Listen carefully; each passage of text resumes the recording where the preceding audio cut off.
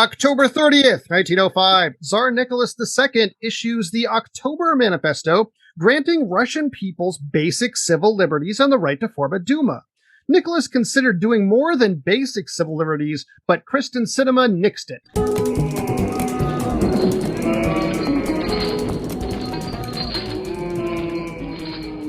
Welcome to the Revisionists Halloween Spooktacular. Really fucking, I half-assed the Dracula this time. I'm Boo Ryan. Fuck, I did that one last time. I'm Brian Flynn. I'll think of a Halloween name by the end. I am Hack Scary Pow Late Capitalism. That's scary. Yeah, sure. Hey, everything's kind of scary right now. And making his return to the show, we're so happy to have him back. Please welcome Michael Myers Jeffries Dahmer. Oh, like attorneys general. That's how you pluralize Jeffrey Dahmer. From when they made those clones, which was... I don't know why they decided to start human cloning with Jeffrey Dahmer. And it was Jeffrey literally Dahmer research. is more like hungry himbos. Yeah, exactly. The other baffling thing about the Jeffrey Dahmer cloning was the only reason the government did it was research for the movie Multiplicity. It seems like a very stupid. Then they discontinued it. Well, they were going to do a grim, dark version of Multiplicity and decided that regular Multiplicity was not even a good idea. Zack Snyder was like, I want to remake Multiplicity.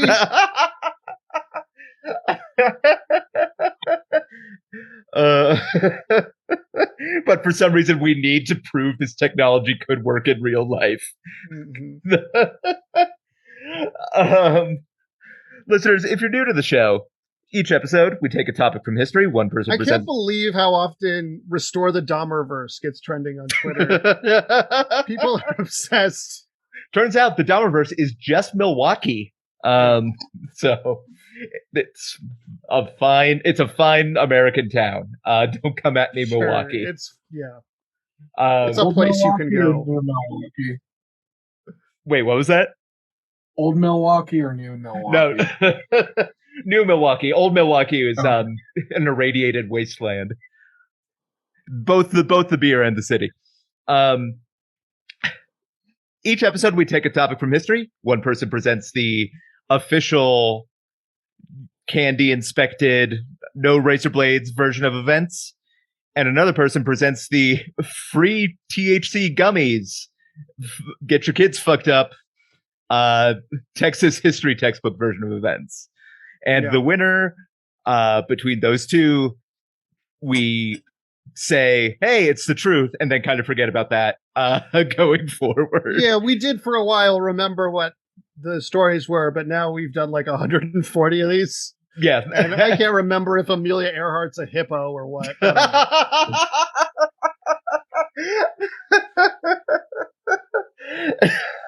Surprisingly, a very common phenomenon on the ship. To be turned into a hippo. Yeah. Very Fantasia. Last week, we had the second of our 3 Halloween episodes, The Bell Witch. Results not in for that one yet. But I can say that the actual history of the Tsavo Maneaters, The Ghost in the Darkness, won out. But thank you to Jen Colick for that.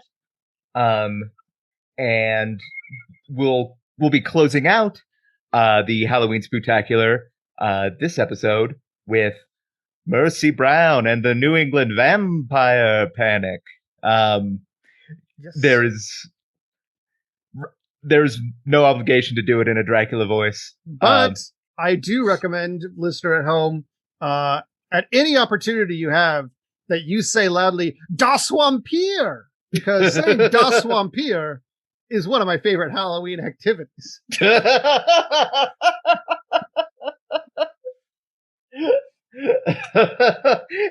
It meets the barest definition of an activity.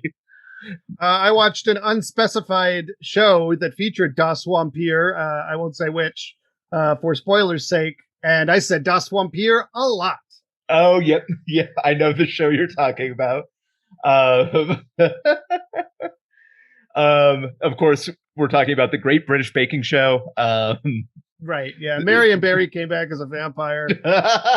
Mary, not Marion Barry, the former what's her former name? mayor of Yeah, Washington D.C. Not the mayor. Is it just Mary Barry? Mary Barry. Yeah. Okay. And then after this, I can finally tell you we'll be moving on to a short series of shows about con artists. So not super dissimilar from our Spies miniseries. It's a theme. There's a theme there, yeah. Yeah, people who lie a bunch.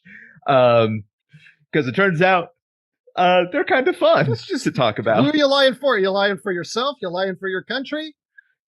You know. Yeah, no, I saw footage of people coming back from Nam saying that. But anyway, this week, Zach, you are doing the true story. Yeah, I am. All right, and Michael, you'll be doing the alternate. Yes.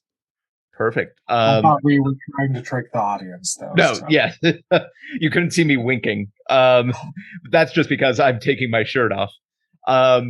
Anyway, that's the true horror. Anyway, Zach, whenever you're ready, take it away. Yeah. So, this is a story of Das Vampire, but just to get it out of the way, the true villain in this story will be tuberculosis. And I guess ignorance to some degree, but mostly neurosis. Sorry. Primarily TB, though. Sorry. So, no worries.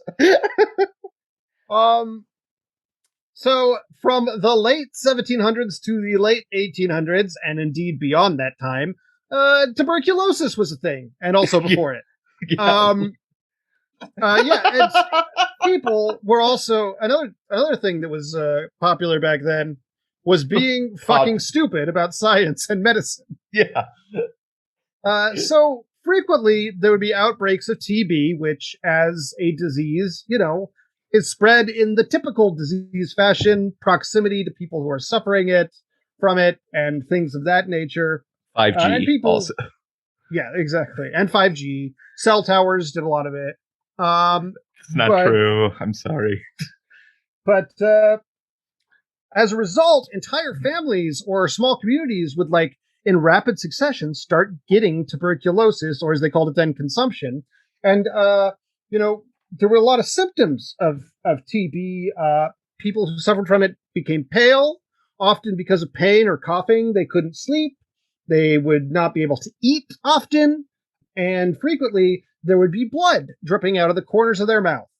And that all sounds like Das Vampire. Also, the inspiration for the movie There Would Be Blood, or There Will Be Blood. Yeah. Different movie. There was blood. Yeah. There was indeed blood. There would be blood, but...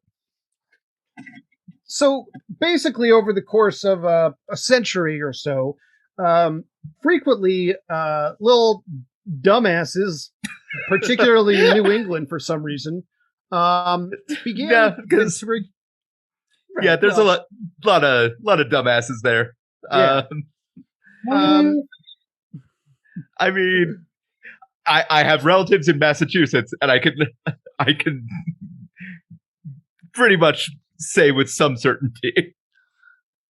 Yeah, well, I mean, they just started to believe when, tuberculosis started catching among families or their communities, the most probable cause was perhaps it's vampirism. They probably didn't quite call it vampirism because that word wasn't super popular yet, but functionally it operated the same, some kind of curse that passed between people.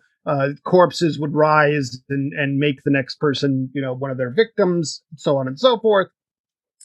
The first record of this occurring was in 1793 with a woman named Rachel Burton.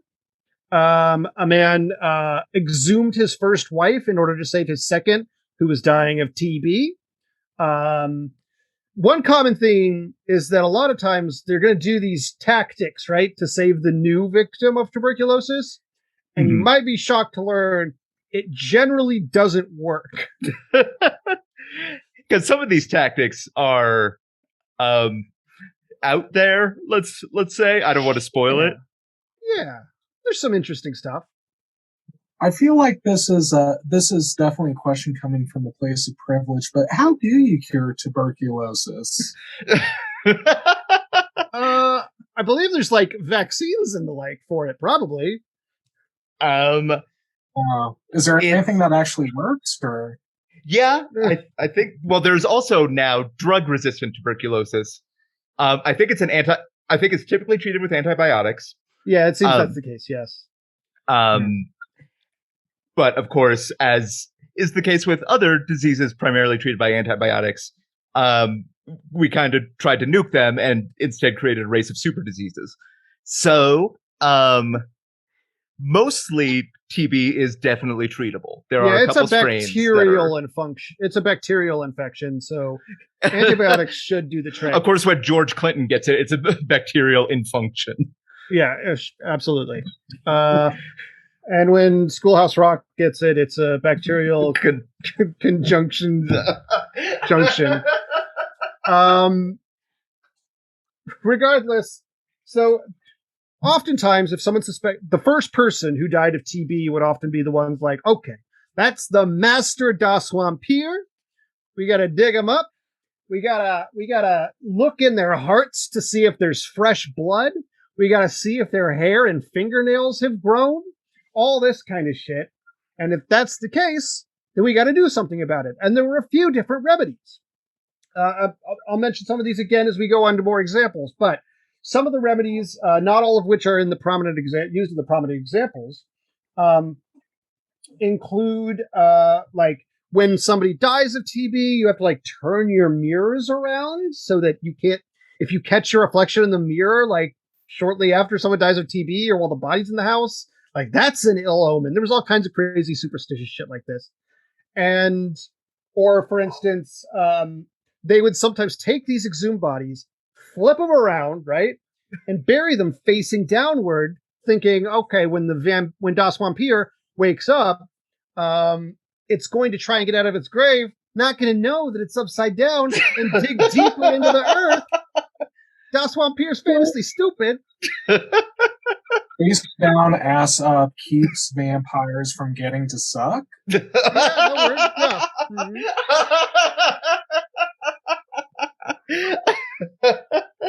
Now, just take that and imagine Ludacris saying it. Yeah, that was a popular phrase in New England at the time. There were some extra E's on the end and shit, but that was basically it. Yeah, of course, people would say, I want to bite you on your neck, or whatever. I can't adapt fantasy that much. A song I can't believe my parents let me listen to in middle school. Well, they did a bad job with you, I guess.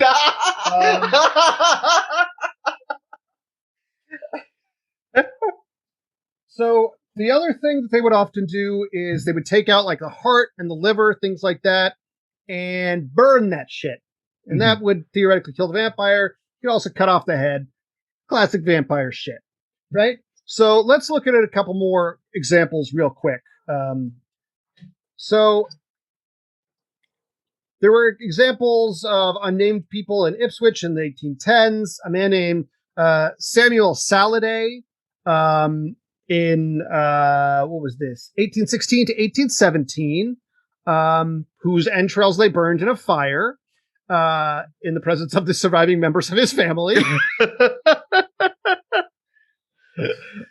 That didn't work. A lot of people still died of TB after they did that.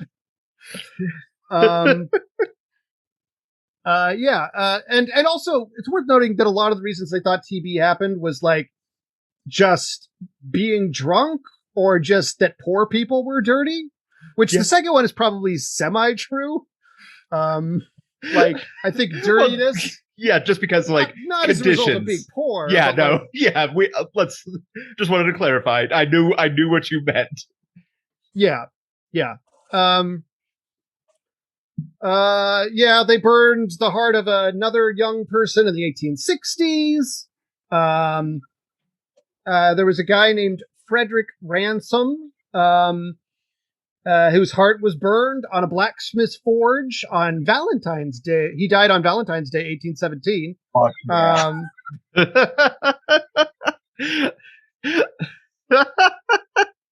But the big ones, there's two kind of really big examples here. And the first of those is Mercy Brown. Mercy Brown was a young woman who lived in, let me double check this. She lived in Rhode Island, and her parents had died. Her mother and her sister had died some years before her of TB. But there's such a thing as galloping TB, which is like you have it, but it's not manifesting in you yet. Like maybe eventually the tuberculosis will act up, but you are contagious and asymptomatic.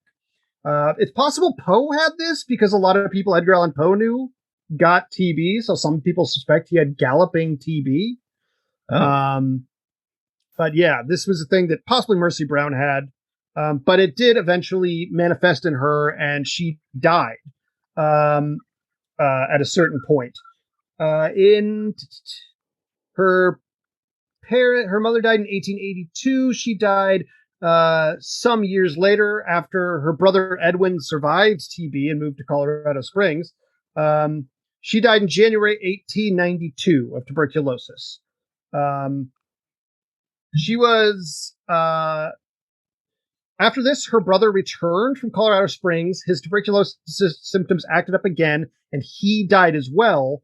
And neighbors began to fear for their own health. Many of them approached her father, George Brown, and said that they wanted to exhume her to like take care of this problem, right? And he didn't believe she was a vampire. He thought it was a bunch of bullshit, but was eventually pressured into letting them do this. So they dug her up. They pulled out her heart and her liver. She was frozen in the ground for the past 2 months since her death, so she looked like she hadn't decomposed very much. It was like a cold winter, and so the decomposition process hadn't really gone very far. So they were like, "That's das Vampir." They burned up her heart and liver and had her. It was the first known instance of someone saying "booyah," I believe, actually. Yeah. They had her brother inhale the smoke from her burnt heart and liver to try and cure his TB. Because I guess, yeah.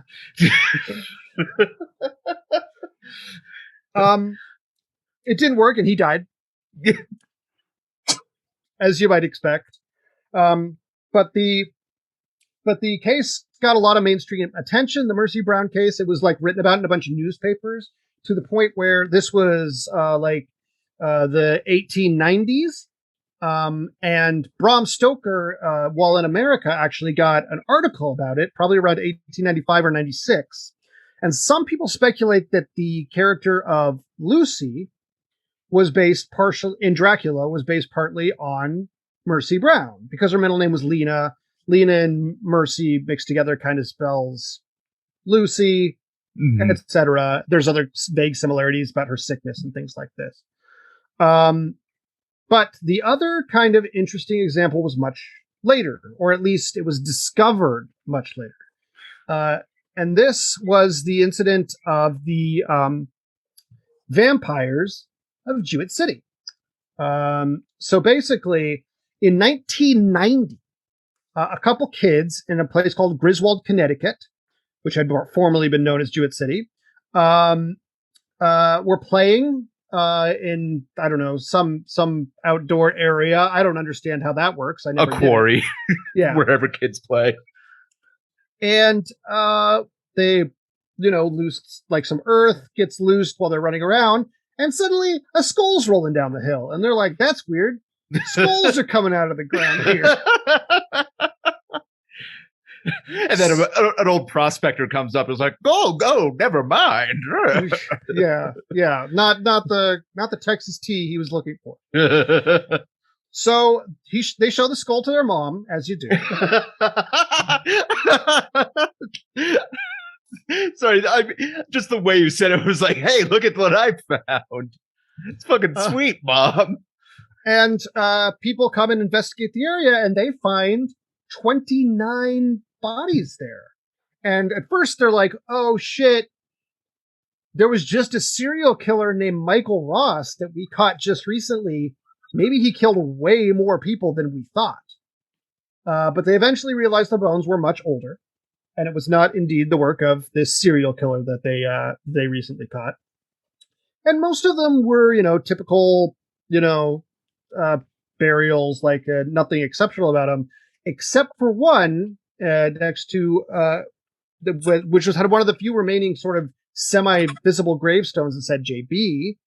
And they pulled it out, and basically the skeleton had been rearranged. It had been beheaded, and its skull and thigh bones rested atop the ribs and vertebrae, so it kind of resembled a cross. And then the skull, placed atop it. So yeah, it looked like either a cross or even a Jolly Roger almost. And people were like, "What the fuck is this?" Well, eventually, as time passed, they discovered that there was this thing in the 1890s or so about, or 1830s, I should say, about vampires. There was a vampire panic in this surrounding area, and they eventually were able to use, many years later, like this DNA tracking to figure out this guy was named John Barber. He died of tuberculosis, and shortly after his son, who was 12 or 13, died of TB.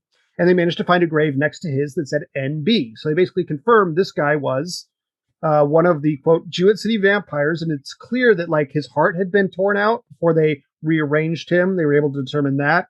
And so, this was indeed another example of New England vampire panic up in Connecticut.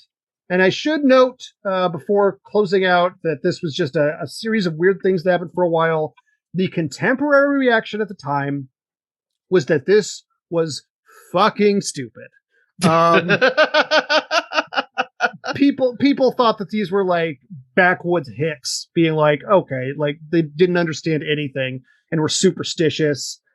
Some said like that it was just a show to prove to the people that they were doing everything they could to fight tuberculosis outbreaks, even though they knew it wouldn't work. It was like, this is a symbolic gesture. We're trying. It's such a wild way to show that. Yeah. And to appease like superstitious locals, like religion was actually not that popular. Only like 10% of people belonged to church, but weird beliefs popped up in that 10%, as they still do today. And they were considered uneducated and vicious. Henry David Thoreau mocked the people who did this. There's in the Wikipedia article for New England Vampire Panic, there's this headline picture that says like, "Believe in vampires, Rhode Islanders who are sure that they do exist." And then underneath this little picture, it says, "A member of the anti-vampire party," which is apparently a satirical article about these dumbass beliefs. Okay. But functionally, yeah, it was just these weird little scares that happened in New England because people didn't know what the fuck tuberculosis was. And that's the true story of the New England vampire panic. And of course, Mercy Brown's story would go on to become the basis for a television show starring Candice Bergen, where she plays a television reporter. Sure. I think I've heard of that show, but I can't remember what it is. It's Murphy Brown. Oh, yeah, there you go. It's RoboCop meets Mercy. Oh, God. Zach, thank you. And also in the Jewett City vampire case, there was a guy who came and he's like, "You got a problem right here in Jewett City? And it's trouble, and it starts with T, and that rhymes with V, and that stands for Das Vampir." And that happened. Love it. I think we're at a point where we're starting to get almost like one musical reference per episode. Awesome. We might not use this one up front but this is the second episode in a row where there's a baseball joke in our This Day Ons about how Oh, yeah. baseball is boring. Yep. Here, just so you know where we stand, listeners, musical theater, exciting. Baseball, boring. So just in case you didn't know who you were dealing with here. Musical Now you theater know. about baseball cancels out. Damn Yankees. Can't think of another one. I'm sure they tried to do like a Sandlot musical at some point. Yeah, sure. But League anyway, of Their Own is probably ripe for. I'd watch that. Zach, thank you. Mhm. Michael, whenever you're ready. Okay. So first of all, Zach, I'd like to thank you on Jesus Christ, I can't talk like a normal person after a day of work. Zach, I'd like to say, first of all, I'm very compressed. I'm about to accordion out. An email fell in my hand. No, he's getting into a very small cube right now. It's being sent into the negative zone or the phantom zone. Phantom. Yeah, I Phantom believe it's the Zone. Phantom Zone. No, I'm not feeling negative at all. I'd like to see how creative all those things you made up were. Relating real world disease to what happened. That's a very nice touch. But I'd like to tell the actual true history of what happened, if that's okay. That's fine. Fine. If that's allowable in today's PC culture. Oh no. I mean, we have moved the podcast to Texas, and all viewpoints must be balanced out with the opposite viewpoint by law. So, of course, here comes tuberculosis is good for the. How long are we going to go down that road until there's someone on Fox News just debating that? Poop actually tastes good. I could picture Tucker Carlson's dumb face am. with a chyron. It says, "Poop good for you?" Fauci lying about poop. Lunch and frozen dinners takes a new direction. Very hungry man, desperately hungry man dinner. Could a million dogs be wrong?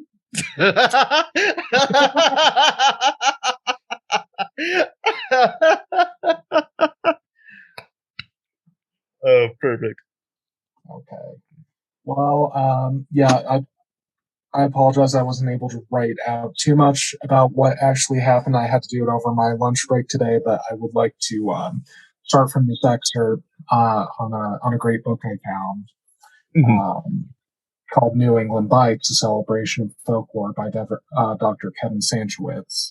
The year is 1793. Thomas Gagnon, I don't know how to pronounce it. But Thomas Gagnon wakes up with a great thirst. Thomas, along with Murphy, the family's trusted and beloved terrier, begin their walk through the early morning fog towards the farm's well, hoping to quench this thirst. Later that morning, Thomas's younger brother Paul, the youngest of the Gagnon family, wakes up and experiences the same thirst. He notices that the water pail is gone. Strange, since it was Tommy's job to fill it every morning. Paul also notices that, stranger still, Murphy is nowhere to be found. Every morning when he woke up, Murphy was dutifully resting at the door of the room he and Tommy shared. Paul, still thirsty, opens the front door. In addition to the fog, he must navigate through the wheat stalks, which come up all the way to his chin. This time last year, he couldn't even see above them. On his way to the well, Paul hears the snapping of a branch and falls to the ground. Except it wasn't a branch. Branches aren't covered in fur. Branches aren't warm and wet. Paul begins to look around carefully. What did this to Murphy? Was it a wolf, a robber? What could it be? Paul's mind stops reeling for a second when the horrible truth comes to light, and he sees a thin, hunched figure frantically crawl into the well. This is the last time Paul ever saw Tommy. I found that. You're going all Salem's Lot on this shit. Salem's Little. Oh God, that's a horrible spin-off. Salem's Little, where he's just talking. It's just vampires talking about their stuffies and pacifiers and all that gross pedophile shit. Um, but yeah, anyway, from what I could find, what happened, this mostly took place in a town called Hanton, that's in Rhode Island. Hmm. For a long time, basically no one went there. It was a ghost town because there was a big fire and people, everything was burnt out. And outside of Chicago back in I don't know when Chicago burnt down, but back in the olden times when a city burnt down, that usually meant it was just kind of done. It was just, they just kind of called it like, no, yeah, we're good.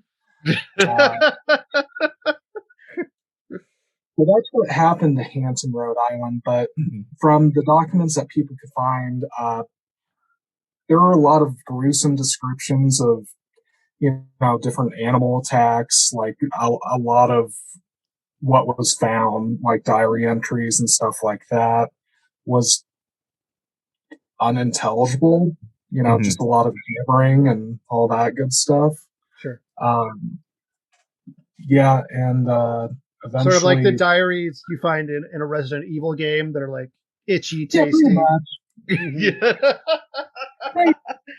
Weirdly enough, yeah. Coincidentally enough, they were. And yeah, I lost the one that I was going to read because I didn't get time to write it. And basically, the way things ended up, there wasn't, there wasn't a lot of wildlife in the area, not a lot of people. It was basically, it was a ghost town until in the 1980s, a bunch of mutilated corpses showed up there. This town is hopping now. They just kind of generated out of nowhere, like that's what really kind of reminds like a video game, kind of like Sure. if someone some sort of didn't have time to think out all the details of a bullshit story he made up.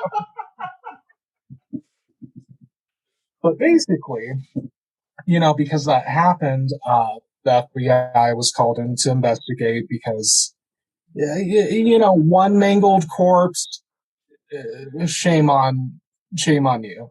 A bunch of mangled corpses, shame on me.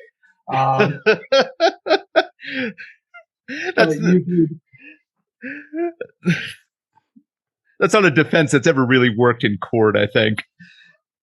It depends on how good your lawyer is and whether or not you're your own lawyer. I'll let you know how it goes next week. Basically, what they found in the area and what they found out happened with the corpses, the corpses were basically just attacked by wild animals. And the reason behind that, the wheat that I mentioned earlier, they found this fungus on it called ergot, which, if you're not familiar, is actually where werewolves came from. The whole idea behind werewolves in medieval Europe. Das Werpier? Das Lichen? Das Wolf. Das Houndy Boy? Das Vampire is. I guess Das Lycanthropy, but Das Vampire is just German for the vampire. Oh, I guess that part. Yeah. You put the clues together. Yeah. Yeah, basically people went crazy because this kid ate some hallucinogenic wheat and poisoned the well. Not like the... Boy, I should have thought this out. I should have... I accidentally stumbled on some anti-Semitic undertones and just wanted to say, don't mean it, everyone. It's more like this is like the kid accidentally did a Scarecrow Fear Talks and Batman Begins thing to the town. Yeah, it has nothing to do with just by kind of dying. Yeah, in a well. Yeah, again.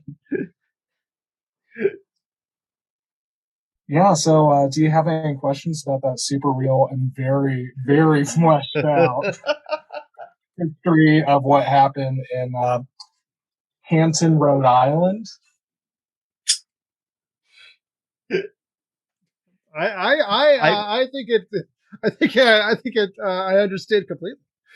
I will say it did take me a minute to realize you meant Ergot was responsible for werewolves and that it made people think there were werewolves instead of it turned people into werewolves.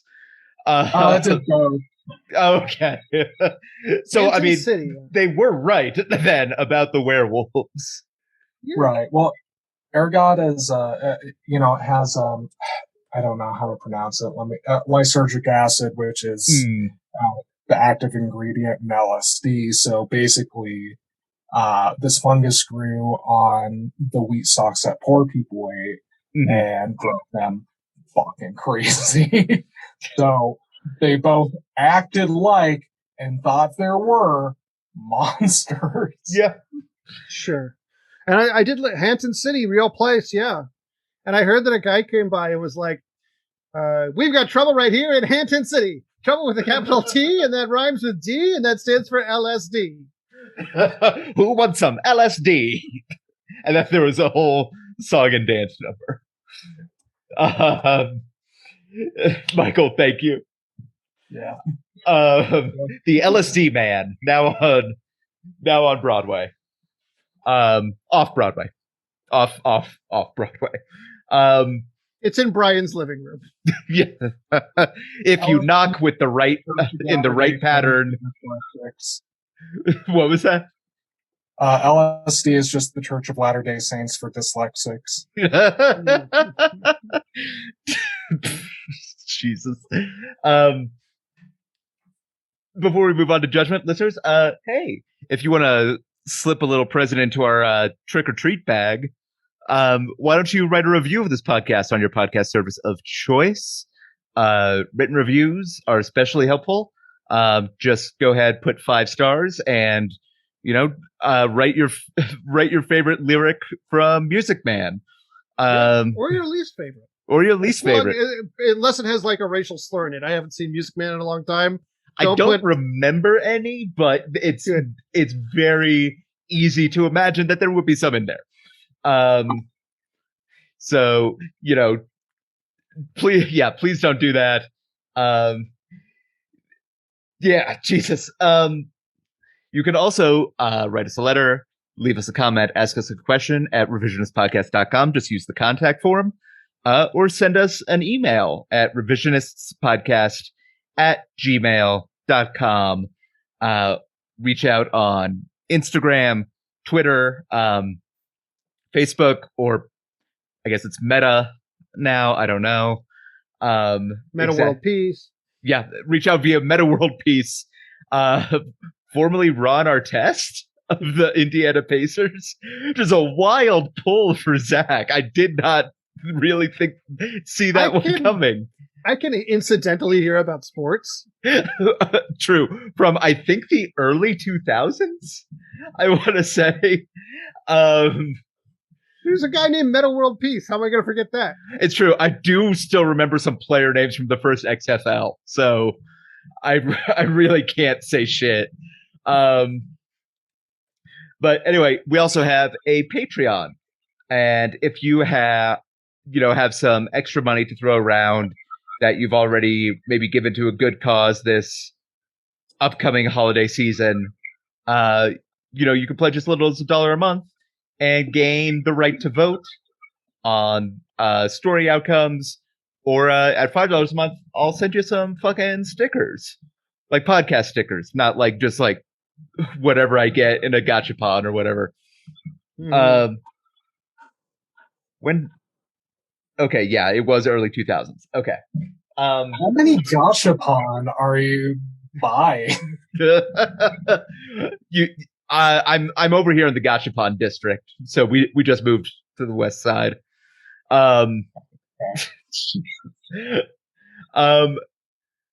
Michael, is there anything you want to plug or mention right now?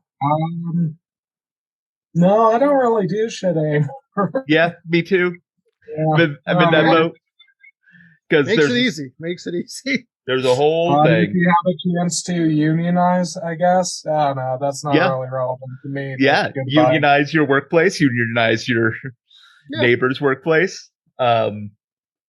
So yeah, Zach, Run or try to unionize it. You know,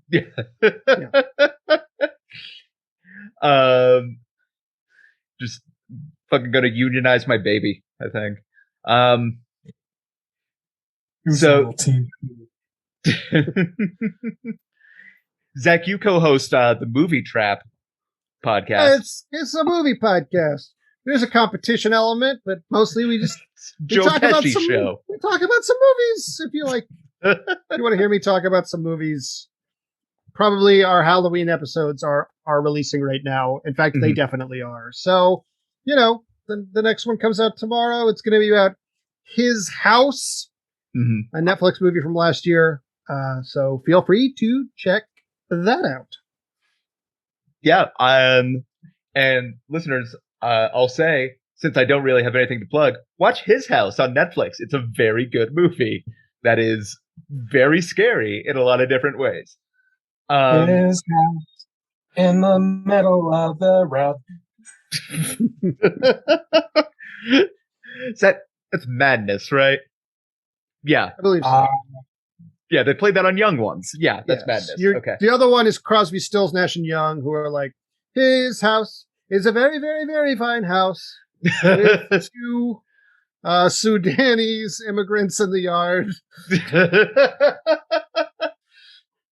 Oh, That makes God. sense if you've seen the movie. Yeah, but that brings us to the judgment phase. And Zach, I feel like whoever took the actual history was going to be in sort of a different bind than usual, just because like we didn't want to just do Mercy Brown because it's, as you were saying before recording, story's a By little thin. itself, not quite enough.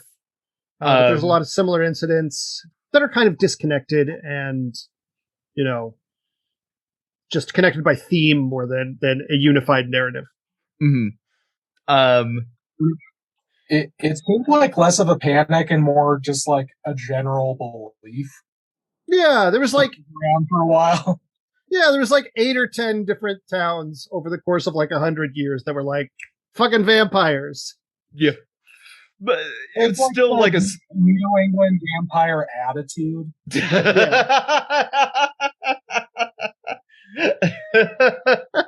Yeah, they're a vampire. Yeah. Which is the aesthetic I'm going for all the time. New England vampire attitude. That NEVA. That's just a vampire who eats a lot of Dunkin' Donuts. Yeah. That's gotta. There's gotta be a vampire weekend joke in there somewhere. Yeah, I've been working on one for 2 weeks. I've been in the lab.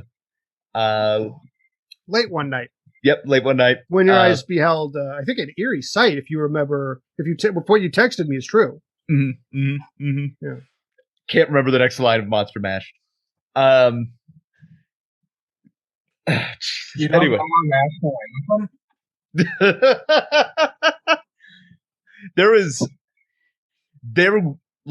I think it was last year where for Halloween I made a Spotify playlist of a bunch of different versions of the Monster Mash. I was like, this is going to be hilarious. And I think I made it through the Danzig version before I was like, fuck this. This is not how I want to spend my pandemic Halloween. Did you have that one Nick Weiger does on Comedy Bang Bang every year? No, I did not have that one. Or at least I didn't get to that one. Yeah. It's called The Monster Fuck.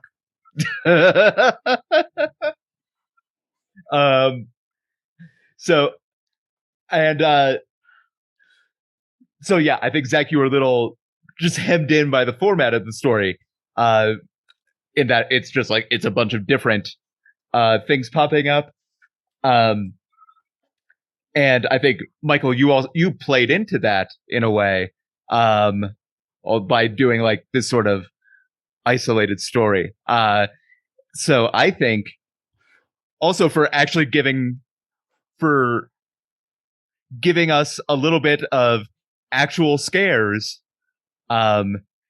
in the alternate history, I'll cast my vote for the alternate this time. But listeners, voting is now open for you via Patreon. Again, if you pledge that $1 a month, and check out our Instagram story. Wednesday, November 10th, for the final round of voting. But Zach, Michael, thank you both so much for being here. Thank you. Yep. Thanks again. Yeah. Happy Halloween, everyone. From everyone here at the Revisionists. I've been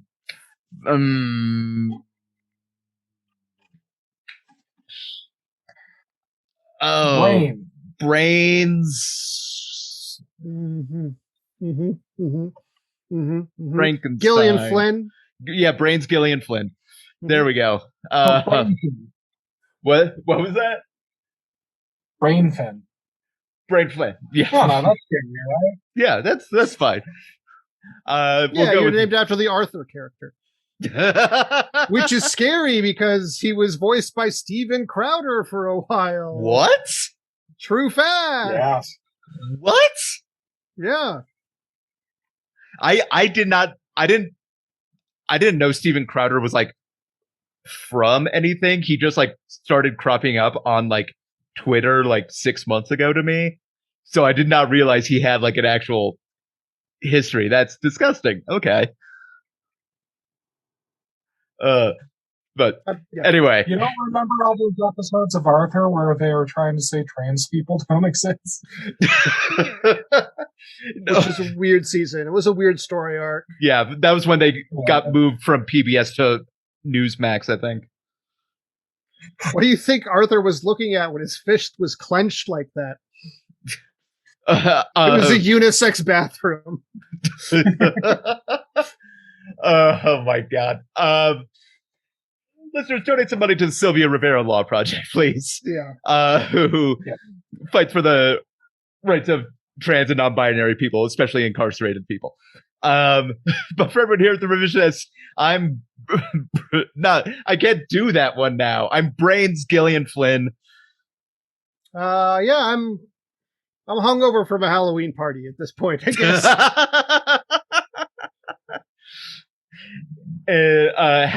Have a spooky time. Blah. Bats. Flap flap.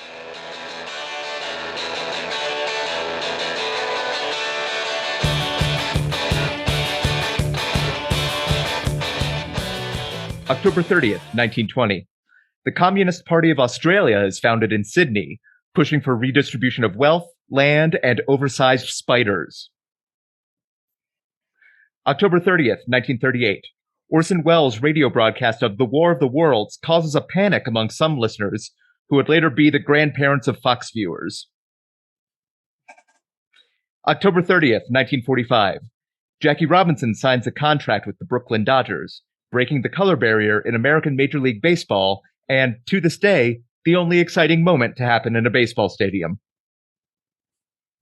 And last one. October 30th, 1961. Joseph Stalin's corpse is removed from Vladimir Lenin's tomb because it turns out he was a real piece of work. Okay. I've got 3 here. October 30th, 1657. In the Anglo-Spanish War, Spanish forces failed to retake Jamaica at the Battle of Ocho Rios, sparing us for a few more years from the scourge of white guys with dreads. October 30th, 1961. Due to violations of Vladimir Lenin's precepts, Joseph Stalin's body is removed from its place of honor inside of Lenin's tomb and buried near the Kremlin wall with a plain granite marker. Because I guess starving millions of people gets everyone's panties in a bunch. we sort of went with a very similar take on that one. Well, Stalin was kind of a dick, I've heard. Yeah, I've heard.